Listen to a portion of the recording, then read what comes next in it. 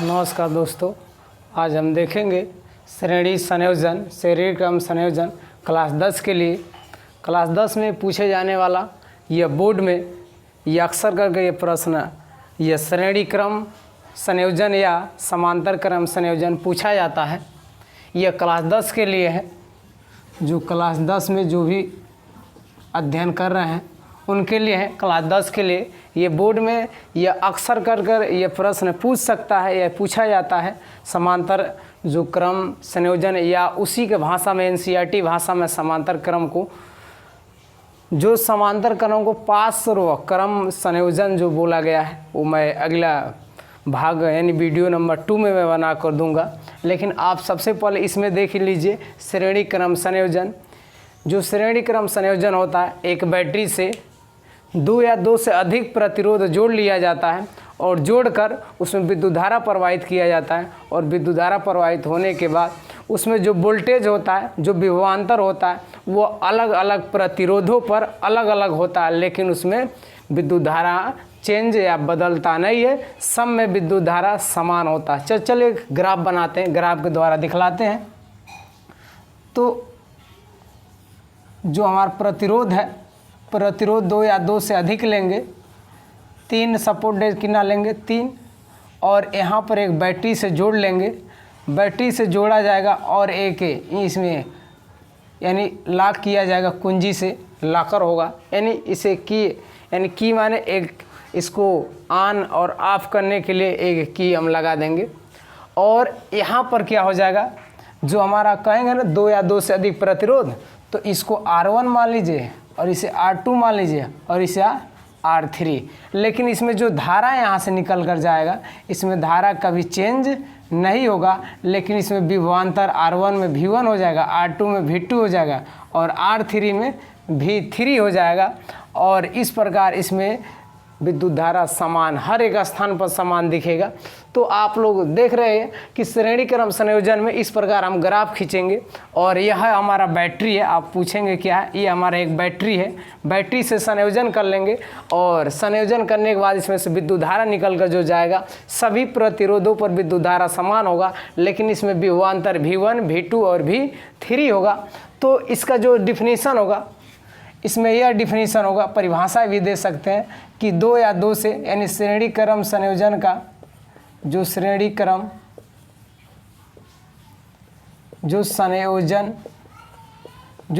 क्रम संयोजन का जो डिफिनीशन होगा उसे बोल सकते हैं कि 2 या 2 से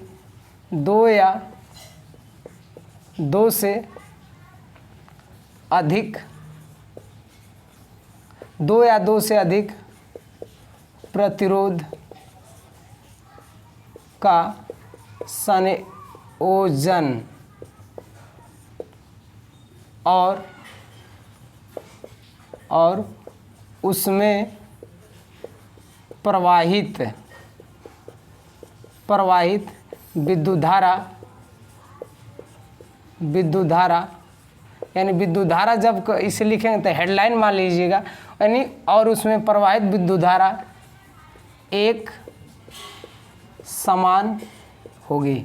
उसमें प्रवाहित विद्युत धारा एक समान होगी और तथा इसमें विभवांतर इसमें विभवांतर अलग अलग होंगे। विभवांतर क्या होंगे, अलग अलग होंगे। तथा इसमें विभवांतर क्या होंगे, अलग अलग होंगे। क्यों अलग अलग होंगे, क्योंकि अलग अलग प्रतिरोधों पर इसका विभवांतर बदलता जाता है। और इसी प्रकार इसमें जो श्रेणी क्रम संयोजन में होगा, यह आप लोग देख रहे हैं कि यह हमारा एक ग्राफ है। ग्राफ में आप देख रहे हैं जो R1 को कहते हैं, R इसलिए लिखा जाता है, इसका जो अंग्रेजी होता है रेजिस्टेंस होता है, और इसीलिए इसका R1 लिख दिए हैं। और R2 जो दूसरे प्रतिरोध R2 है और तीसरा प्रतिरोध R3 है। अब देखिए पहला और दूसरा, यानी पहला संयोजन जो प्रथम बिंदु है, दूसरे बिंदु से यानी उसे जोड़ दिया गया, दूसरे प्रतिरोध से सिरों से क्या किया गया, जोड़ दिया गया। और जो दूसरा है वो तीसरे सिरे से यानी यानी तीसरे सिरे से और द्वितीय सिरों के बीच में जोड़ दिया गया है, दूसरा प्रतिरोध है। और तीसरा प्रतिरोध है कि जो तीसरा सिरा है वो द्वितीय सिरे के बीच से क्या किया गया, उसे जोड़ दिया गया है।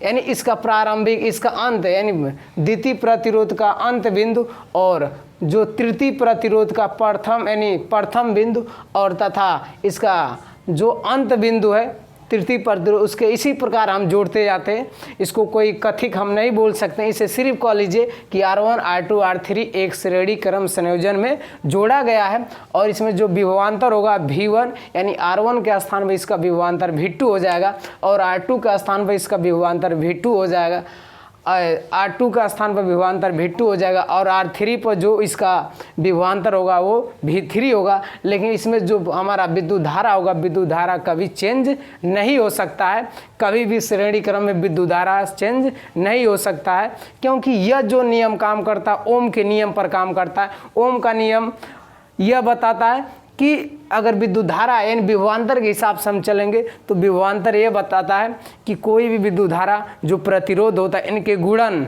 खुद विभवांतर के क्या होता है, यानी बराबर होता है। अगर विद्युत धारा और प्रतिरोध को गुणा कर देंगे खुद क्या विभवांतर के बराबर वो हो जाएगा। तो उसी हिसाब से ये श्रेणी क्रम में यह संयोजन किया गया। तो चलिए देखिए, लिखेंगे इसमें जो V1 है, V1 कामा कर दीजिए, V2 V3 ओम के नियम के अनुसार, ओम के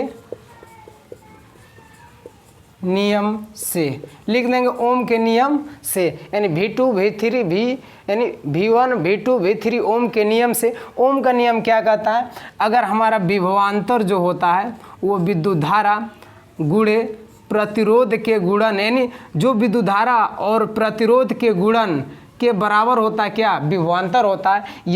यह ओम के नियम से हम लिए हैं।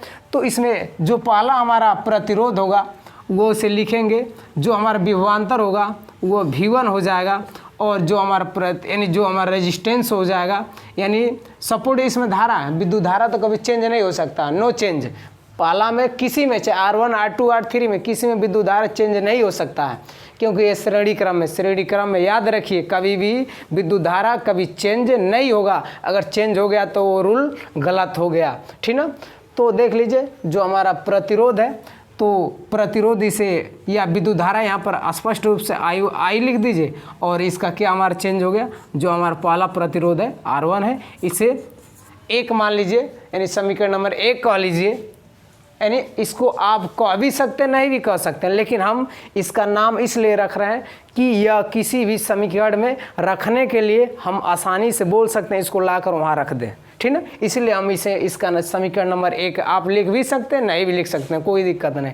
अब देखिए जो इसका विभवांतर V2 है और इसका जो कभी इसमें विद्युत धारा चेंज नहीं होगा, चाहे R2 में आए चाहे R3 में आए, विद्युत धारा कभी चेंज नहीं हो सकता है।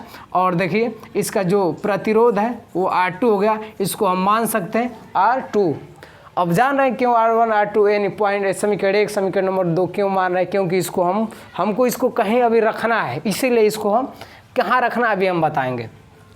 अब देखिए हमारा जो विभवांतर हो V3 है और इसमें जो धारा विद्युत धारा I होगा और प्रतिरोध क्या हो जाएगा R3 समीकरण नंबर 3 मान लेंगे। अब ये हम जानते हैं कि यह जो हमारा नियम होता है यह विभवांतर पर यानी ओम के नियम पर काम करेगा। तो जो ओम का नियम होता है वो सबसे पहले हम लिखेंगे V एवं V1 कामा V2 कामा V3 का संयोजन पहले कर ले। क्या कर ले, संयोजन। ये किसके नियम पर काम करेगा, ओम का है। तो जो V होगा V बराबर लिखेंगे V1 plus V2 plus V3। यह क्या होगा, यह हम संयोजन कर लिए। क्या कर लिए, किसके बराबर, V एवं V1 V2 V3 का संयोजन के बराबर होगा। का संयोजन यानी संयोजन लिख सकते हैं, V से संयोजन यानी किसके बराबर, V के बराबर होगा। किसके बराबर होगा, V के बराबर होगा। जो हमारा V होगा V एवं V1 V2 V3 संयोजन V के यानी संयोजन V के क्या होगा, बराबर होगा। यह आप लिख सकते हैं स्पष्ट रूप से। जो हमारा V1 V2 V3 होगा वह संयोजन, इसको जब संयोजन करेंगे वह V के योग के बराबर होगा, भी के योग के बराबर लिख सकते हैं। वही बात जो ये लिखे वही बात ये पहले लिखिए या बाद में ये पहले ही लिख दिए। तो भी होगा वो V1 V2 V3 के बराबर होगा और इसको हम लिख सकते हैं, इसका नाम दे सकते हैं समीकरण नंबर 4। तो इसमें ये कहेंगे कि समीकरण 1 के 2 को 3 को समीकरण नंबर 4 में रखने पर हम कह सकते हैं कि जो समीकरण नंबर 1 है, 2 है, 3 है, 4 में रखने पर, तो यहाँ पर लिख दो कि समीकरण 1, 2, एवं 3 समीकरण नंबर 4 में रखने पर, 4 में रखने पर तो V का स्थान पे क्या रखेंगे I इंटू आर, और V1 का स्थान पर लिखेंगे I into R1 plus V2 का स्थान पे क्या लिखेंगे I into R2 plus V3 का स्थान पर लिखेंगे I इंटू R3। अब देखिए इसमें I इंटू R बराबर, इसमें I कॉमन ले लीजिए, I जब कॉमन लेंगे ये होगा R1 plus R2 plus R3, ये I से I क्या हो जाएगा, कट जाएगा, ये होगा R बराबर R1 plus R2 plus R3। यह क्या आप लिख सकते हो ओम, क्या लिख सकते हैं ओम। इसका जो कभी भी यूनिट जब आप लिखेंगे, यानी यह हमारा जो R है, यानी इसको आप लोग अच्छी तरह से देख लीजिए, स्क्रीनशॉट ले लीजिए, हम इसको इरेज कर दे रहे हैं इधर का। तो आप इस यानी एक बार और बोल रहे हैं कि यानी 2 या 2 से अधिक प्रतिरोध का संयोजन और उसमें प्रवाहित विद्युत धारा एक समान होगी तथा इसे विभवांतर, यानी इसमें क्या होगा, इसमें विभवांतर क्या होगा, अलग अलग होगा।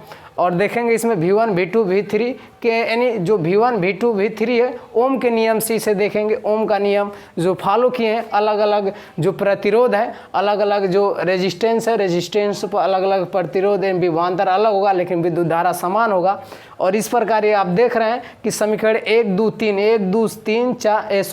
2 3 को समीकरण नंबर 4 में रखें, जो हमारा प्रूफ हो गया कि यह हमारा कौन सा है, यह हमारा श्रेणी क्रम है, यह हमारा श्रेणी क्रम, यह संयोजन हो गया। कौन सा क्रम होगा, श्रेणी क्रम संयोजन। अब आप सोचते हैं कि यह जो R अकेले है किसके, R1 R2 R3 को जोड़कर खुद अकेले या बराबर है, तो R जो R इसको कहा जाएगा, देखिए इसे क्या कहते हैं, R को कहते हैं, R बराबर लिखते हैं, R को कहते हैं तुल्य प्रतिरोध। क्या कहते हैं, तुल्य प्रतिरोध। R को कहते हैं तुल्य प्रतिरोध। R को क्या कहते हैं, तुल्य प्रतिरोध। जो कितनों भी यानी R2 R3 R4 R5 R6 कितनों भी ले सकते हैं, तो खुद अकेले R के बराबर होगा, जो R को कहते हैं तुल्य प्रतिरोध। और न्यूमेरिकल भी देता है कि यानी नियम दे सकता है कि मान दे सकता है, 3-4 मान देगा, R1 R2 R3 R4 का मान देता है, कहेगा तुल्य प्रतिरोध निकाले। तो इसी तरह जोड़कर हम क्या श्रेणी क्रम में तुल्य प्रतिरोध निकाल देते हैं। लेकिन जो R का मात्रक होता है, यानी जो प्रतिरोध का मात्रक होता है, प्रतिरोध यानी इसको कैपिटल R से दर्शाते हैं, प्रतिरोध का मात्रक जो होता है, मात्रक ओम होता है, प्रतिरोध का मात्रक ओम होता है। और कुछ मैं एडवांस चीज़ें मैं बता रहा हूँ। जो हमारा विभवांतर होता है, विभवांतर का जो मात्रक होता है, विभवांतर का मात्रक वोल्ट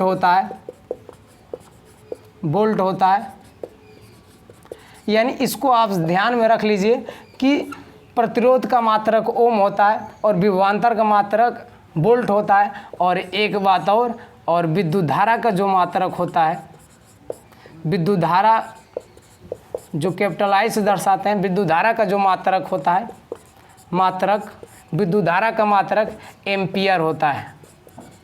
एम्पियर जो कैपिटल A से दर्शाते हैं एम्पियर होता है।